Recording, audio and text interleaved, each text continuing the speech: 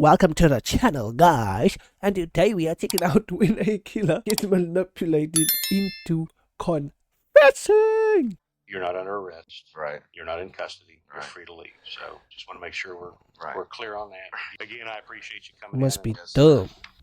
I can imagine that you were probably getting tired of telling the story over and over and over again. Okay, But I would kind of like to start when you first met Michelle, because I know there's a lot of history there. Right. This is Mark Castellano, currently being interrogated at the Houston Police Department for the missing case of Michelle Warner, his ex-girlfriend. Whoa. Michelle met Mark when they both worked for the same medical firm in 2008. Michelle, I wanted to say something very out of pocket now, but never who mind. was already a single mother, had her second child with Mark a year after they met. Wow. Just a few months after Caden was born, Mark ended the relationship. Whoa. When she found permanent employment at a law firm in 2012, she decided to ask Mark if he would agree to an arrangement. The arrangement involved her and Caden moving in with him, and Mark could help raise his son. They would live together, but not as a couple, just as Caden's parents. He agreed. That day, I don't think that would be a very good idea if you have to do something like that, bro. That's just gonna create toxicity. Why are you living with somebody only for the sake of the child? And what if you find someone and that person also finds someone and then end up in the same... Oh no, that is just so out of... Ugh. the 24th of September, Michelle never arrived at work, and her employer contacted her several times, but their calls went unanswered. That same day, Michelle's ex-husband contacted her brother, Dave Schiffon, to let him know that Michelle did not collect her daughter. David called Michelle, and when he got no answer, he called Mark. Mark informed David that on the night of Saturday, September Mark looks 22nd, crazy. he had an argument with Michelle, which led to her leaving. What concerned Mark even more was the fact that Michelle didn't take her car, and most worryingly, left behind their child, Caden. Mark confessed to David that he had no knowledge of Michelle's whereabouts. Oh. As a result, Michelle was officially reported missing, prompting the police to conduct a welfare check on Tuesday, September 25th. Unfortunately, Michelle was not found at her apartment. During the inspection, the authorities noticed the absence of hard drives from the computers, but no evidence indicated that Michelle had suffered any harm. Detectives noticed that Mark left a note for Michelle on the mirror in the bathroom, which read, "Caden and I are gone. You can have the apartment all to yourself. I am taking the car. Since you can't pay it, and I now owe my dad $3,000 because of you, get it refinanced through your rich daddy and get my name off it. You are welcome to see Caden, but since you are on a drug-filled weekend, I guess you won't call since Grandma called and said you'd turned your phone off. I will get you drug tested this time." Back in the interrogation room, Mark begins by describing Michelle in a negative way. When she gets mad, she's violent. She'll hit you. She thinks she has the right to. The way she'll sit there and tell you where she's raised, man has to take up crap. She's a pretty girl and she gets everything she wants. She has that princess attitude. Wow. Is she using any kind of drugs at that time that you're aware of? Has she introduced that into the relationship yet? Wait, so she's missing. So no file of like she was unalived or anything like that, right? They're still investigating that she's... if she's alive. Adderall. Which is treating her for what? ADHD. Okay. And hydrocodone, 10/325. Mm-hmm.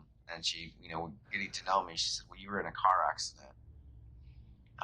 You could go get some for me." It gets pretty bad for a great while. The pill demand, work. Starting to notice that I'm changing. She's having me do a lot of things. Hey, we have an extra computer. Take one from the company. I need one for my brother. Or hey, I need you to get me something like this. So she's basically asking you to steal now. Yes, sir.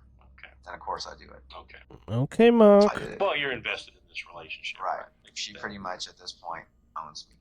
Okay, Mark Mark. has crafted a detailed facade portraying himself as the helpless victim in this relationship. Okay, Despite Mark. the detectives' doubts about Mark's stories, it is necessary to pretend sympathy and compassion during the interview. It's the only way the detective can hope to get a confession from him. Let's get to last Saturday, the 22nd. Okay. As soon as I open the door, it's like a battle zone. And the first thing she says is, He's a he gets into the idiotic boy. sugar and dumps it everywhere. You left it somewhere, blah, blah, blah. You know, and just goes on and on. I said something about, you take too many pills, you can't watch Caden or something. I said, you know, and she's like, well, whatever, you know, you sorry, you know. She's like, and she just walked up and she's like, by the way, you better clean it up right. And at that time, she walked up to me and just hit me like that. So he's trying to explain to this detective guy that he was actually the victim of abuse in the relationship. Now, are you standing? Where Freaky ass nigga, he is 69 right God. here. I'm on my, like this. Okay, Are you man. in the living room? I'm in the living room. There's those two spots on that. Yeah, with the computer desk. By the computer desk, there's a hallway, and right there by the leg, I'm over there reaching, picking up stuff, and by that time I turn, I see her come up, and then when she comes up close to me and I see her arm swing, I put my head like that, she hits me like that. Up underneath you? Yeah, like that. It wasn't hard or anything. I'm used to it at this point. Sure. What's your guys? Slams the door to her room. He's used to it, And guys. about 10, 15 minutes later, I open the door to say, well, you know what? And she's gone. Well, Where's Caden? she's in his room hiding. So you think that, what, Michelle? Now, where's the other child in? They said there's two children, right? The first from my other marriage, right? Then where is the first child in, bro? I'm trying to be serious here right now. Trying to investigate myself. He goes in and Yeah, reacts the way he does. Because at one time I got her. Does she curse at him? Yes. She sat there and got wow. in his face one time, and she's on here like this. I'll get on my knees. Go ahead. And he's sitting This there. nigga crazy, bro. His little hand.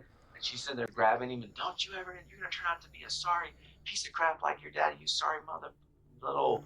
What? And at that point, I came over to her and pushed her like that. She didn't. She caught herself, and I said, "Get up! Don't do that anymore." So what is ClickUp? ClickUp is an all-in-one productivity software where you can manage everything and anything. Really? With a foundation of trust Really, Mark? established, the detective has successfully put Mark at ease, eliminating any sense of threat. Now, the detective switches tactics, directly accusing Mark of harming Michelle, but framing it in a way that justifies Mark's actions as protecting his son. This approach makes it easier for Mark to confess to the murder, detective! as he believes he was doing the right thing, rather than acting out of evil or selfish motives. My heart goes out to you, man, because what you have put up with for 3 years of your little boy's life, Wow. I very much appreciate and understand your feelings about your son. Right. I have a son. He's 27 years old now. Damn. So I get it. This is about Kate. So What's up with the whatever did happen computer, in the man? apartment between you and Michelle, that's resulted in her now disappearing. We'll use that word for lack of a better term. Right. It's my impression that what that was about, what that argument was about, what that confrontation was about last weekend, it wasn't about you wanting to hurt Michelle. It was about your love for Kate. This And it detective was good. about your burden Right. Yeah. about protecting Katie. Right, because he wasn't being taken care of. Exactly. The detective has skillfully employed a psychological technique known as the good choice, bad choice method. This method presents Mark with only two options, forcing him to make a decision. On one hand, there is a good choice, his unwavering love for his son, Caden. On the other hand, there is the bad choice, harbouring ill intentions towards Michelle. He doesn't Mark even is know. inclined to favour and gravitate towards one narrative, typically the one that paints him in the most innocent light. This technique exploits Mark's natural inclination to protect his innocence and amplifies the chances of him aligning with the desired narrative. Wow. Whatever happened between you and Michelle in the course of her cursing at you, slapping you in the face, hitting you while you're on your knees on the ground. Wow, she shouldn't have done that. Directed you to do, that was just the straw that broke the And now Mark is in protective mode for Caden. This is not happening anymore. Michelle is not going to harm my son anymore. He's either good as emotionally, detective, bro. physically, or verbally, or in any way, shape, or form, and I am going to have to resolve the problem now. This is the opportunity to talk about all those things, because you've told me. You've already told me. You've laid the groundwork for what happened in that apartment, and I'm on board with you. This isn't about trying to make Mark look like a bad guy. I'm telling you, I could not. I'm listening Oh, this to your detective story, man, good, and I bro. almost want to cry for you.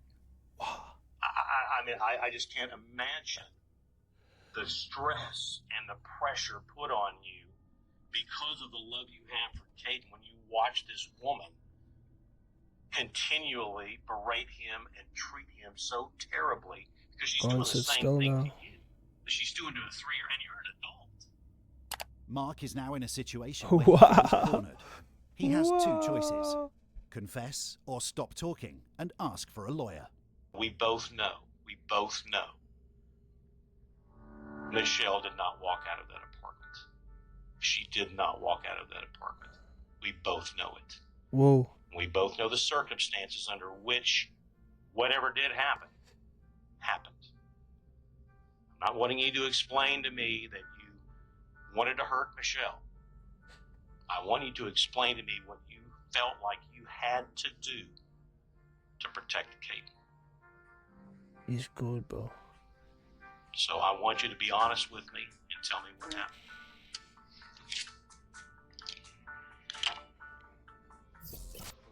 She got up, and I got up, and Sit still. she's getting dressed, and she's finishing up, and she's still yelling, and Caden's hiding.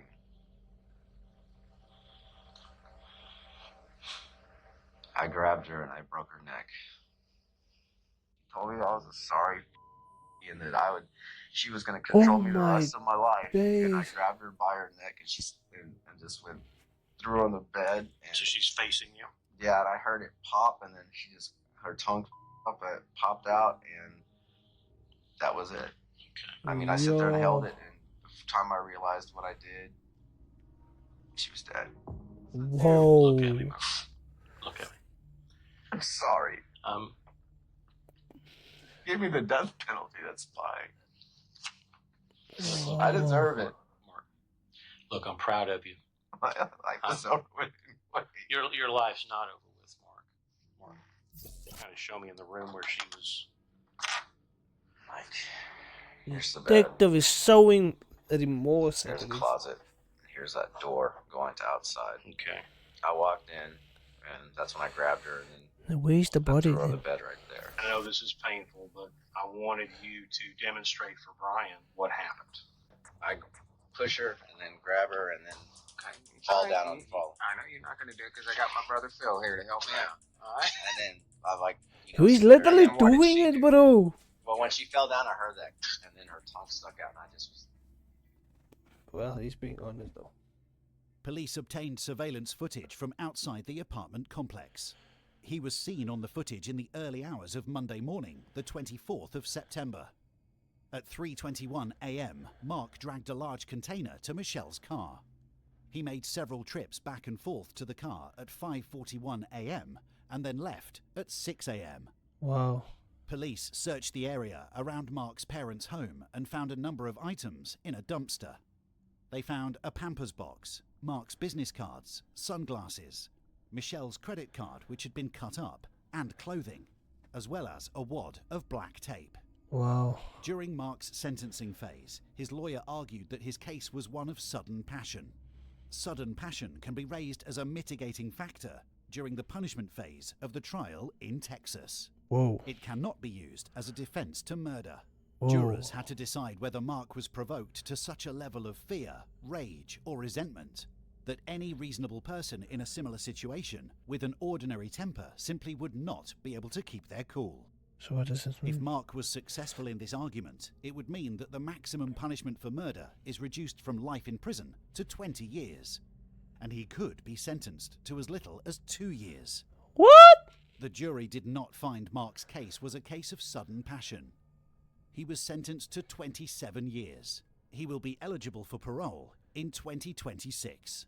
Wow, that's like in the next 2 years, bruh. That's like in the next 2 years. That's like now, bruh. Yo, that's still up. That's still... Maybe because he confessed. Or maybe the way he confessed and the way he said it and what led up to that incident. So, whew. Wow. Marky.